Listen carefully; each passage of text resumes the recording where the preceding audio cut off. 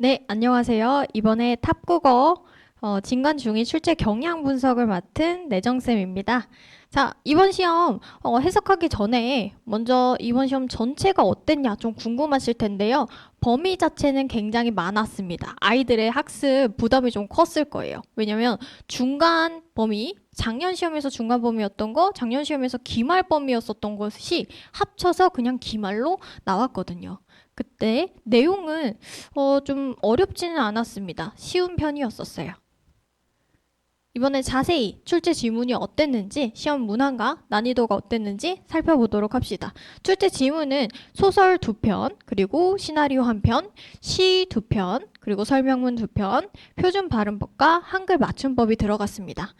요렇게 딱 봤을 때는 범위가 정말 많구나. 그리고 뭔가 문법 같은 규정이 2개 들어가 있네 라고 생각하실 수 있는데 이게 단순히 이 규정만 딸딸 외워서 잘 볼 수 있는 시험이 아니라요. 이 규정 속에는 좀 온갖 문법 개념들이 많이 섞여 들어가 있습니다. 그래서 문법 선물 세트 같은 단원이라고 생각하시면 되겠습니다. 그리고 시험 문항은 주관식은 없었고 객관식 30문제로 구성되었고 난이도 자체는 어렵지 않은 전체 평균 중난이도를 취하고 있습니다.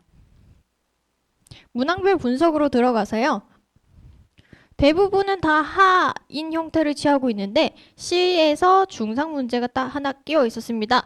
요거 같은 경우에는 2개 이상 고르는 문제들 아이들이 정말 많이 낚이고 많이 힘들어하는 내용 이해 문제였습니다.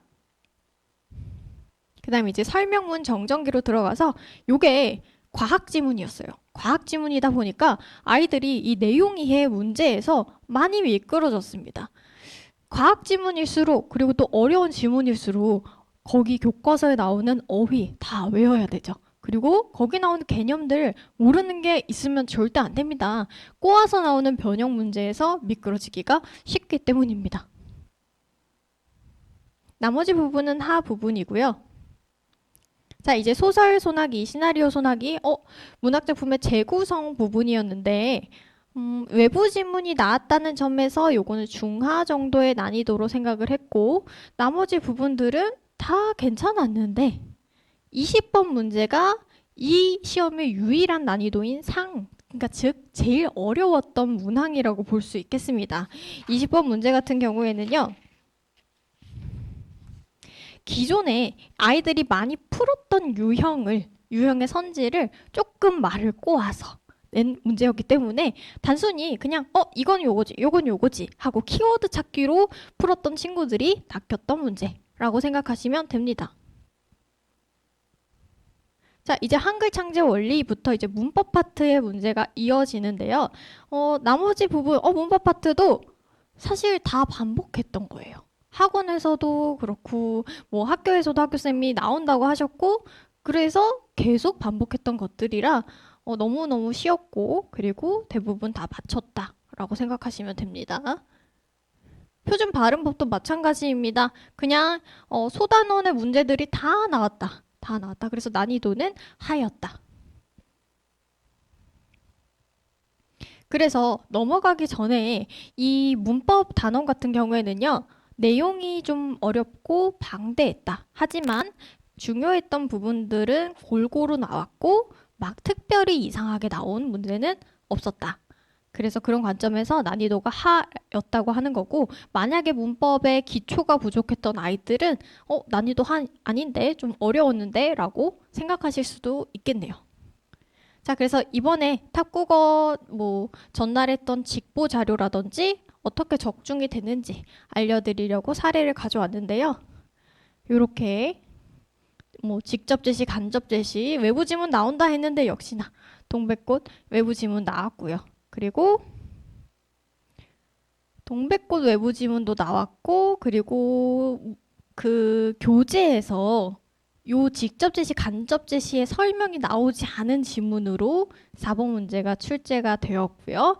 그리고 5번 문제 같은 경우에는 역순행적 구성 요것도 나왔고 9번 문제에 제가 이렇게 과학 지문이다 보니 어휘 너무 중요하다. 이거 흐름 다 알고 있어야 된다고 정리를 전날에 이렇게 다 해서 줬는데 꼭 그 안 본 친구들이 또는 대충 보거나 이거 뭐 그렇게까지 나오겠어? 이렇게 했는데 나와버렸네요.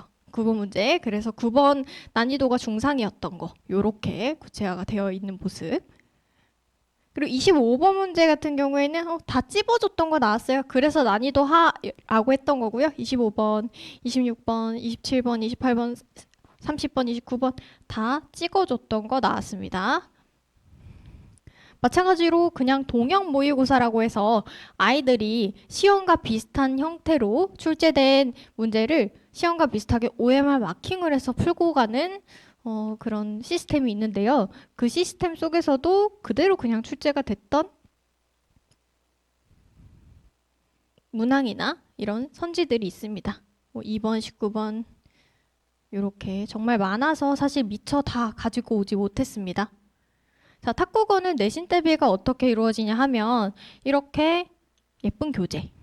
교재가 좀 예뻐야 아이들이 공부할 맛이 나지 않겠습니까? 그래서 좀 예쁘게 만들려고 저희 선생님들도 엄청 노력을 하고요. 예쁜 교재 예쁘게 만들어서 아이들이 책을 한 번이라도 더 펼쳐볼 수 있게끔 하는 것이 목표고요. 그다음에 물론 교재만 예쁘게 만들고서 끝내냐? 그건 아니고 계속 테스트를 보면서 학습 공백이 없는 아이들을 최대한 만들려고 최선을 다합니다. 중간 퀴즈, 리테스트, 클리니, 동형 모의고사까지 좀 빽빽하게 아이들을 관리 감독한다라고 생각하시면 됩니다. 자, 이번 시험 총평을 말씀드리도록 할게요. 일단 표준 발음법, 한글 맞춤법 문제가 다수 출제되었어요. 문법 문제가 많았습니다. 그렇기 때문에 평소 내가 문법이 어려웠다? 그러면 이번 시험 결과가 안 좋았을 수도 있겠네요. 그리고 출제 범위는 정말 많았으나 몇 문제, 한두 문제 정도만 제외하고는요. 어려운 문제 없었습니다. 그래서 객관식 문제의 다수가 저희 정규 수업 때 풀이한 기출과 유형이 아주 유사하여서 탁국어 재원생들 대부분은 80점 이상이었던 시험이라고 보시면 됩니다. 그래서 여태까지 들어주셔서 감사합니다.